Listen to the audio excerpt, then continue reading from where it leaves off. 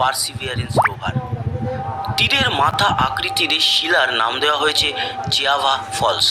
সন্ধান পাওয়ার পর শিলাটির বৈশিষ্ট্য প্রাথমিকভাবে বিশ্লেষণ করে নাসার পার্সিভিয়ারেন্স রোভার জানিয়েছে কোটি কোটি বছর আগে এই শিলায় ক্ষুদ্র জীবাণু ছিল, আর তাই শিলাটির মাধ্যমে শত কোটি বছর আগে জীবাণুর জীবাশ্মর তথ্য পাওয়া যেতে পারে বলে অনুমান করছেন বিজ্ঞানীরা। ধারণা করা হচ্ছে বহু বছর আগে মঙ্গল গ্রহ একটি উষ্ণ ও আর্দ্র গ্রহ ছিল।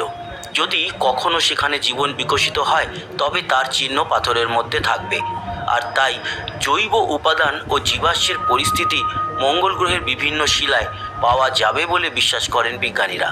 এরই মধ্যে নাসার পার্সিভিয়ারেন্স রোভার শিলার তথ্য বিশ্লেষণ করে জৈব যৌগের খোঁজ পেয়েছে।